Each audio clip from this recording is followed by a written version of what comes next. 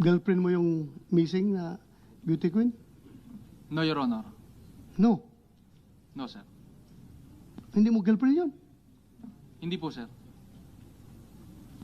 Under oath ka ba? Maayaw ko mag-contempt ng tao dito. Tapos baka mamaya i-contempt kita. Under oath, sir. Under oath. Ha? Hindi mo girlfriend yun? Hindi po, sir. Saan yung parents? Hindi niya girlfriend yung anak niyo na missing? Girlfriend po, sir.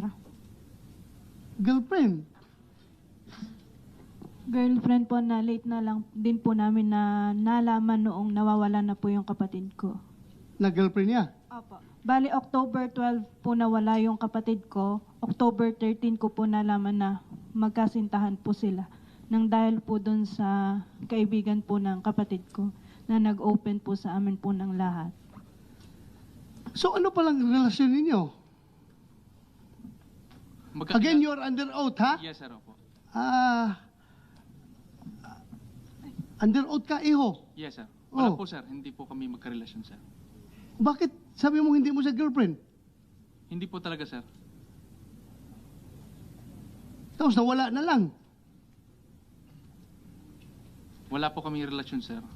Makikita naman yun, sir, sa mga affidavit nila, sir, na wala naman sinasabi na kung sino ang karelasyon.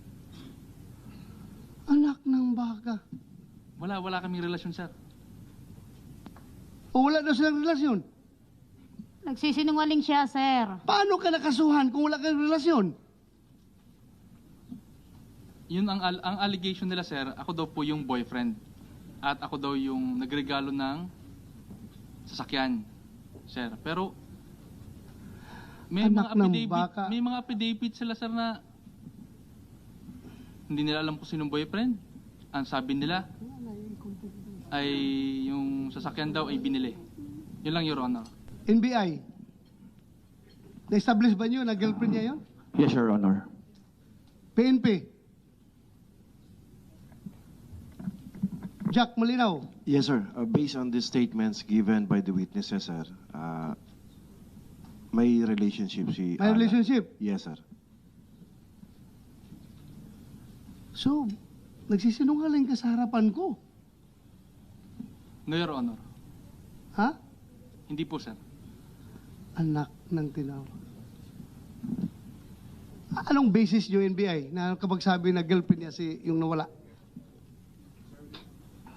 Mr. Chair, Your Honors, may sworn statement po kami nung close friend ni Catherine Camilon in the person of Vanessa Baracchio. She is an incumbent municipal councilor of Basista, Pangasinan.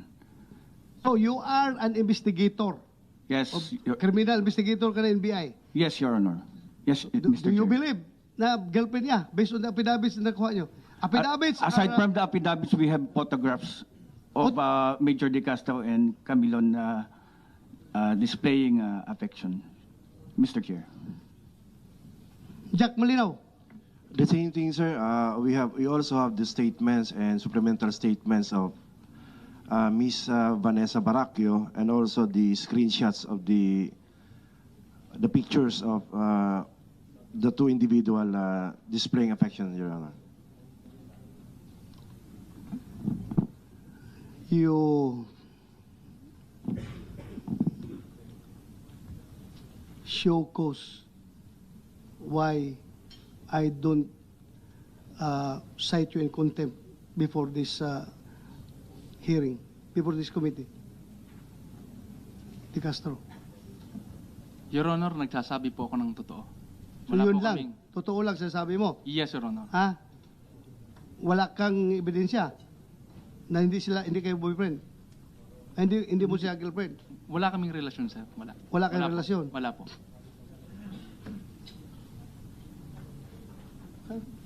I am not satisfied with your explanation. Ginoong Tagapangulo, iminumungkahi ko po sa ating komite na ma-cite in contempt si Ginoong De Castro. I so move, Mr. For lying. Chairman. Opo. Or lying before this committee.